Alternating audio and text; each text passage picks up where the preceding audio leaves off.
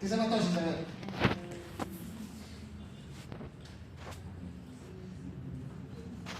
Es el intercambio. Exactamente. La barrera biocapilar está formada por un neumocito tipo 1 y una célula endotelial. ¿Qué va a suceder? El intercambio. El neumocito tipo 2 sintetiza surfactante. ¿Para qué ayuda el surfactante? Ahorita vamos a ver tanto. Mientras tanto, haremos un recuerdo. ¿Para qué funciona el surfactante? Ya sabes, un factor tensoactivo. Factor tensoactivo humano. ¿Qué facultad tiene? Está formado por 3 proteínas. Pregunta de examen. Dipalmitoidfosfatidilcolina, así se llama primero. Dipalmitoidfosfatidilcolina, apoproteínas y las lipoproteínas del surfactante. Son 4 estructuras las que van a conformar el surfactante. ¿Ya? Son lípidos, son grasitas. ¿Ya? Los lípidos, a ver, hay un hecho importante, ¿no? Con ustedes, ahora mismo que está lloviendo durante estos días más bien, cuando regresan a su casa en el minibús o en el micro, es un ambiente muy nostálgico, ¿verdad? Habitualmente nos quedamos viendo la ventanita y vemos cómo las gotitas se van juntando, ¿verdad? Cuando está lloviendo. Eso es la tensión, eso es la facultad que tienen los líquidos, mantenerse unidos. Se le denomina la fuerza de Van der Waals, ¿ya? La fuerza de la tensión superficial. Entonces las moléculas tienen la facultad de mantenerse unidas. Si llenan por completo un vaso, habitualmente si lo llenan por completo, no se derrama, no se tiene una membrana alrededor. Todas las moléculas del líquido se encuentran unidas entre sí en la parte superficial. ¿Ya? En el alveolo también sucede eso. El alveolo se encuentra ampliamente hidratado. Cuando ustedes respiran, pues ven el vapor, pueden ver que se encuentra hidratada esta zona, ¿no? A nivel alveolar no tenemos cartílago, no tenemos músculo, absolutamente nada. ¿Ya? Entonces, ¿cómo se mantiene hidratado? Porque cuando hemos visto las moléculas de agua tienen la capacidad de mantenerse unidas, ¿no es cierto? Entonces, si 2 gotitas de agua se encuentran en el alveolo, ¿qué va a pasar? Se van a tratar de juntar, ¿ya? Como pasa con el vidrio. Se van a tratar de juntar. ¿Y qué va a pasar con el alveolo que no tiene ningún mecanismo para mantener esta presión? Se va a colapsar. En la neumonía sucede eso por si acaso. Hay líquido dentro del alveolo y estas moléculas se unen entre sí y el alveolo, ¿qué pasa? Colapsa. Ya no tiene facultad de intercambio gaseoso. ¿Ya? Entonces, esto es por el gradiente de la presión superficial del agua. ¿Ya? ¿Qué hace el surfactante? Lo mantiene abierto, pese a que se encuentre hidratado. ¿Por qué? Tiene lípidos. Algunas van pasando por, a ver, ¿algunas han lavado algo grasoso? ¿Ya? O han pasado por uno de esos talleres mecánicos donde manejan aceite, manejan grasa. Actualmente las planchas que dejan ahí, se ve igual, llueve, pero las gotitas no se mueven, se mantienen separadas. Pequeñas gotitas, ¿no? Se ven siempre pequeñas gotitas. La función de su surfactante es eso. Pues es la separación de las moléculas de agua para que estas no puedan llevar a cabo la fertilización del potencial de la tensión superficial. No ejercen la tensión superficial, se mantienen separadas las gotitas, por lo tanto se mantiene el alveolo completamente dilatado, un factor tensoactivo bronquiolar. ¿Ya? Muy bien. Es la función del neumocito, sintetiza esto, el neumocito tipo 2. Neumocito tipo 1, barrera alveolo-capilar. ¿Ya? ¿Qué estamos viendo? Esta zona, miren, estas celulitas son los neumocitos tipo 1 y se encuentran relacionados, miren, con aquí se encuentra la arteria capilar vascular. En este pequeño espacio de 0.5 micrómetros es donde sucede el intercambio gaseoso. ¿Bien? Vamos a ver las 6 capas de esta zona. Hay pregunta de examen, ¿ya? Muy bien. El tipo 2, que sintetiza el movimiento, etcétera, ¿ya? Aquí está. Ya se los diré de una vez. Para que quede claro. De todas maneras, la diapositiva lo permite. Componentes de la barrera alveolo-capilar, desde afuera hasta adentro. Capa 1, capa de surfactante. Capa 2, citoplasma, ¿ya? Pero membrana celular del neumocito tipo 1. Capa 3, citoplasma del neumocito tipo 1. Capa 4, membrana basal conjugada o compartida. ¿Ya? La membrana basal tenemos citotipo 1 y la célula endotelial. Capa 5, citoplasma de la célula endotelial. Capa 6, membrana celular de la célula endotelial. Estas 6 capas tienen que atravesar el oxígeno para que se pueda producir el intercambio. ¿Ya? Está en la diapositiva. ¿Ya? Al final, pues, cuando estamos hablando de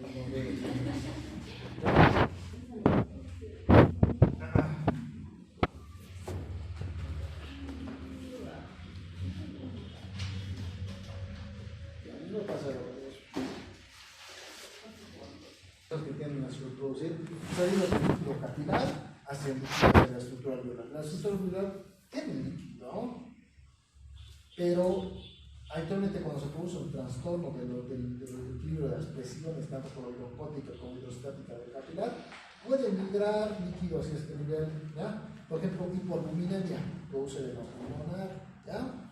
Hipertensión ventricular produce hipertensión, por lo tanto produce alteración de la presión hidrostática, aumenta, produce edema pulmonar. El edema pulmonar puede ser infeccioso también, un proceso neumónico que se encuentra dentro del parénquima, produce la migración de células inmunitarias, se puede producir también edema pulmonar inflamatorio, muchos factores pueden producir esto, ¿ya?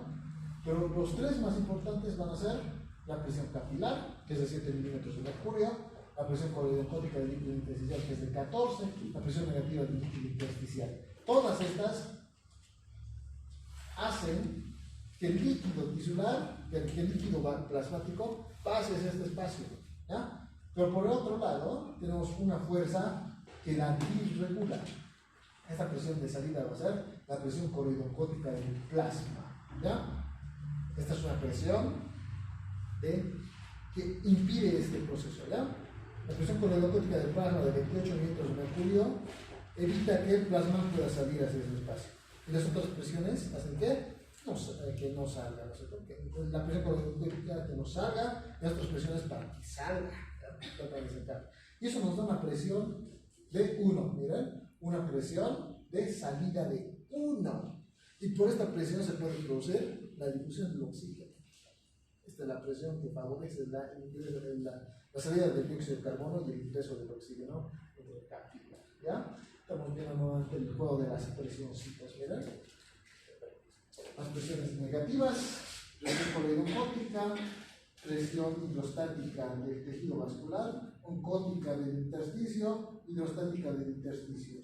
Tenemos básicamente 3, vamos a tener 4 presiones y se va equiparando. Tenemos 29, 28, ¿no? Entonces, por esta presión positiva de más 1, básicamente las estructuras plasmáticas pueden pasar, ¿ya? Favoreciendo el intercambio de gases y el gradiente externo, porque siempre va a pasar el líquido, llega hacia el vaso plasmático y es recopilado, ¿ya? Muy bien.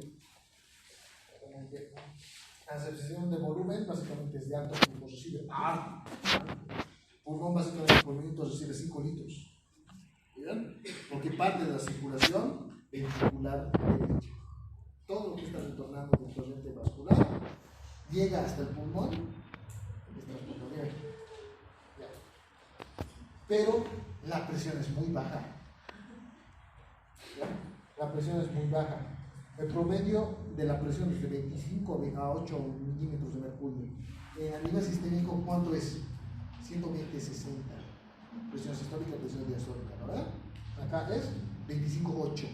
Una presión bien baja, muy baja presión. ¿Y cómo es que esto se equipara? Por la superficie, ¿ya? La superficie es la que va a equiparar esto. Tiene el árbol traqueobucal menor diámetro, pero la capacidad de sedimentación hace que tenga mayor superficie. ¿Qué es esto? ¿Han visto cómo es una? Todos han visto ver. La cancha de fútbol, ¿cierto? Una cancha de fútbol. Básicamente va a tener unos 70 metros cuadrados, ¿ya? 70 metros cuadrados.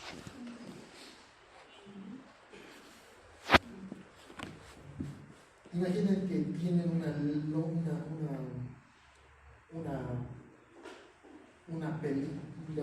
o un plástico, ¿no es cierto? Una lona sobre todo el campo, ¿ya? Y ahora imagínense que la están estrujando, tratando de guardarla. Y la tienen que guardar en una botella, en el espacio de una botella de una Coca-Cola de 3 litros. 70 metros en este espacio. Imposible, ¿no es cierto? Sucede en el pulmón. Tenemos 70 metros por pulmón de superficie en el aparato alveolar. ¿Ya?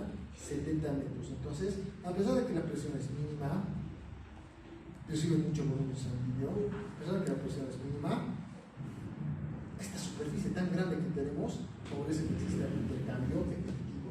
Entonces, el pulmón solamente depende de un factor para favorecer que se produzca la respiración. Que el parénquima se encuentra indemne. Si el parénquima no se encuentra indemne, disminuimos esos 70 metros que tenemos para la hematosis, lo volvemos la mitad, 35. El paciente va a entrar en dificultad respiratoria. Y al entrar en dificultad respiratoria va a activar a los procesos funcionales accesorios. El paciente que tiene dificultad respiratoria habitualmente que tiene taquimia. Está tratando de mantener el flujo pulmonar porque el requerimiento va a ser lo que requiere, ¿no? Entonces el paciente va a empezar a hiperventilar, va a producir taquimia. El paciente con neumonía tiene eso, ¿ya? En otro caso va a producir no solamente taquimia, puede producir hiperemia, ¿ya? Quiero decir eso. La respiración más profunda, tratando de meter oxígeno, la mayor cantidad de oxígeno al pulmón, ¿ya?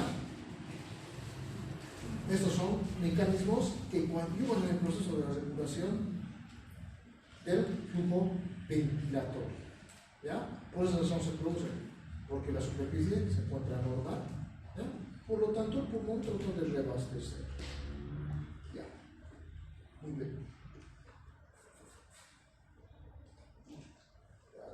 Bronquial, esto ya hemos hablado, a qué se debe la formación del moco, no sé por qué las caliciformes, por qué se calienta el oxígeno, gracias a la mucosa respiratoria. La mucosa respiratoria tenemos a las células ciliadas que sintetizan líquido seroso, ¿ya? Líquido seroso que básicamente va a hidratar el proceso respiratorio, ¿ya?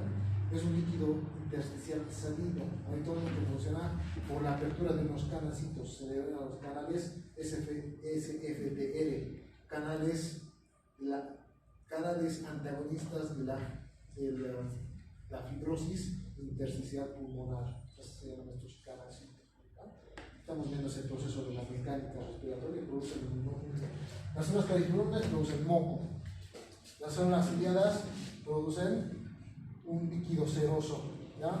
Y salino. ¿Muy bien? El canal transmembrano regulador de la fibrosis quística es el que favorece la salida de sodio, ¿ya? Funciona por el sistema de pompas, ingresa sodio por medio de los mecanismos iónicos, por las bombas por los cotransportadores de potasio, los clorosodio, que hemos visto también en el pulmonar, saca el sodio y los cloruros, y con el sodio y los cloruros pues pasa el agua, ¿verdad? Por eso es una solución muy salina la que encontramos a este nivel, ¿ya?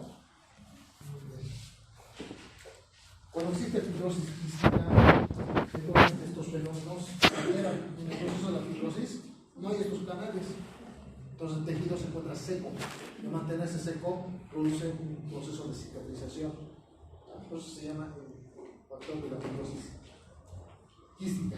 Acá, las presiones, las fórmulas clásicas.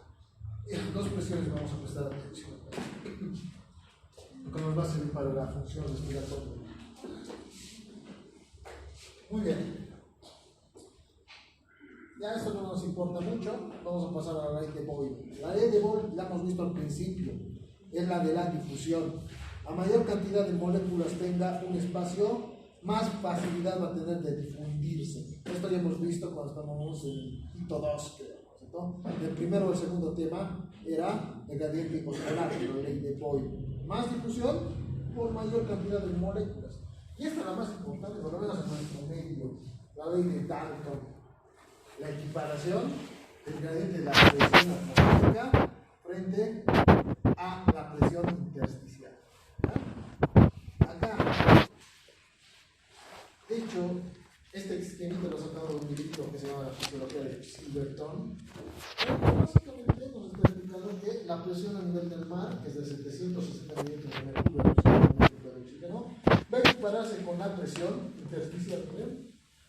La presión intersticial básicamente se va a manejar con un rango de 21% del oxígeno, ¿no? Por tanto, hoy nos va a dar la presión parcial del oxígeno, que va a ser 160 milímetros de mercurio. De 100 a 160 milímetros de mercurio es la presión parcial del oxígeno que se maneja a nivel alveolar. ¿Ya? Nosotros vivimos en la altura. Según el Instituto Nacional de Medicina de la Altura, la presión barométrica no es 760 milímetros de mercurio. En nuestro medio es 511. Menos cantidad de oxígeno ingresa a la cavidad pulmonar. Entonces, ¿cuáles son los mecanismos reguladores de la estructura pulmonar? Nosotros desarrollamos aumento de la presión, el aumento de la presión vascular por un lado, y por el otro desarrollamos parénquima pulmonar más grande, más desarrollada. La mayoría de las personas que vivimos en la altura pues tenemos los tórax más grandes, ¿verdad? Es precisamente porque el parénquima se va adecuando. Tenemos los tórax más grandes y habitualmente la presión que manejan las estructuras musculares y las estructuras cardiovasculares es mayor, para favorecer que ingrese mayor cantidad de oxígeno debido al déficit que tenemos en el exterior. ¿Ya? Muy bien. La presión es de 160, ¿no es cierto? Del aire seco, a 25 grados centígrados. Así es la presión. ¿Ya? Cuando hay humedad, baja 5 milímetros de mercurio, 155. Y la presión con 100% de humedad es de 150. Cuando hay mayor humedad, menor presión va a tener. ¿Ya? El dióxido de carbono no propio. Es de 0.25 la presión que maneja. ¿Por qué? ¿Por qué maneja presiones tan bajas? Porque ya tiene una presión que le ayuda, ¿no? Entonces, esa presión positiva que habíamos visto anteriormente, resultado del gradiente vascular. ¿Ya? Muy bien. El vapor del agua actualmente tiene cierta correspondencia al aumentar, disminuye la presión tanto del oxígeno como del dióxido de carbono. ¿Verdad? Muy bien. Pero habitualmente siempre se maneja en este ámbito. La fórmula de Boyle y la fórmula de la ley de Dalton.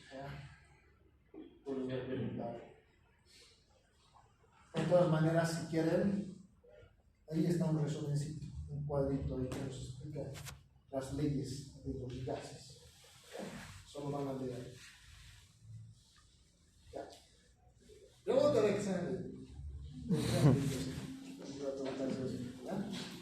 ¿Cuáles son los volúmenes pulmonares y cuáles son las capacidades pulmonares? ¿Ya? Los volúmenes pulmonares, a ver, vamos a hacer un ejemplito para que ustedes lo recuerden. ¿Ya? Hay un volumen que se llama el volumen corriente. El volumen corriente es el menor de todos. Habitualmente el volumen corriente es de 500 ml, tanto en mujeres como en varones. ¿Ya? A ver, ni siquiera tienen que pensarlo. Ahora están respirando, ¿eh? Cuando respiramos de manera tranquila, habitualmente, la cantidad de oxígeno que metemos es muy bajita. ¿Cierto? Muy bajita. En un segundito, básicamente, ya estamos introduciendo y sacando el oxígeno. 500 ml se ingresan a la estructura pulmonar. Ahora, el volumen de reserva inspiratoria, ¿cómo es? A un paciente que está respirando tranquilamente, le dicen, llene sus pulmones al máximo. A ver, llene sus pulmones al máximo. Volumen inspiratorio. Ya, el volumen después del inspiratorio nos permite ingresar 3 litros de aire. 3 litros. Han notado, entonces la respiración normal no metemos mucho aire, 500 ml nomás.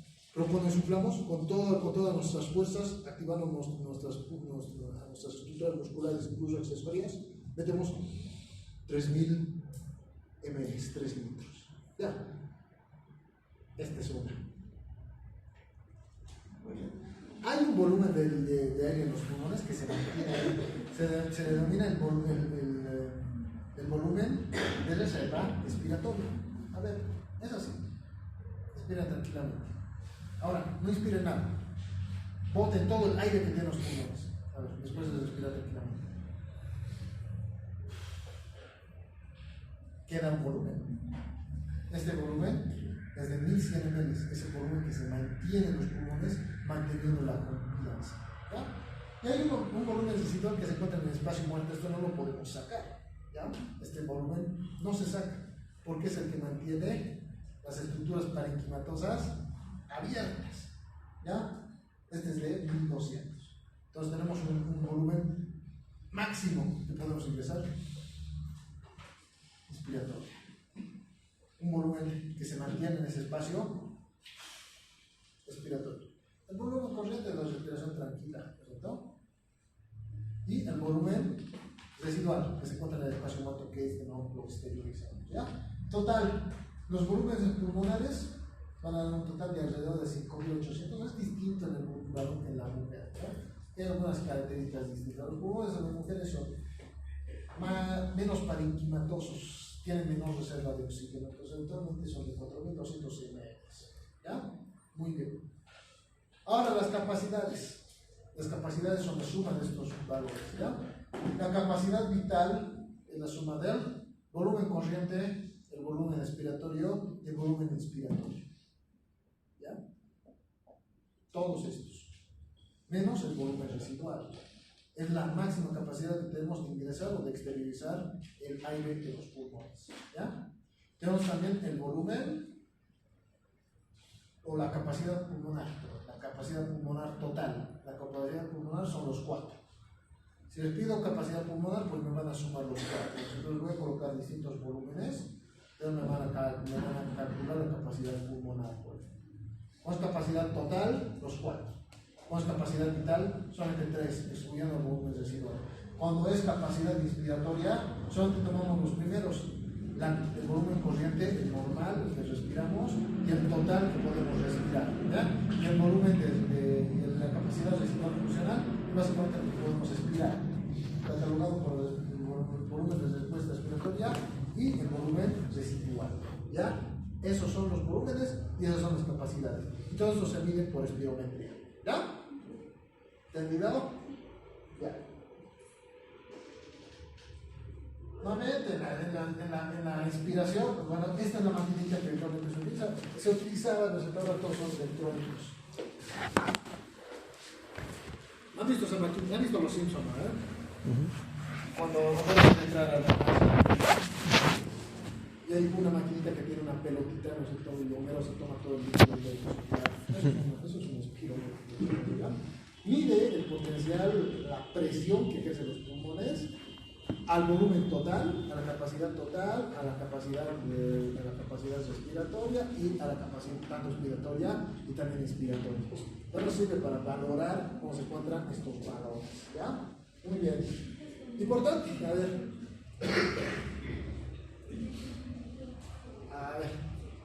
esta mañana, ¿cuántos llegan hasta la plaza de estudiantes? Tienen que subir toda la hasta acá llegan, respirando con taquicardia, ¿no? Esto se produce por un aumento de la molecular a nivel de la estructura vascular y de la estructura alveolar. ¿Ya? Actualmente tratamos de sacar los gases que producen alteraciones sistémicas. ¿Ya? O el alveolar habitualmente, por eso se produce el jadeo. ¿Ya? Cuando estamos con toxemia, cuando estamos con hipercapnia, actualmente existe mucha concentración de dióxido de carbono que se está disminuyendo en dosis, ¿ya? Pero no todo se exterioriza, ¿verdad?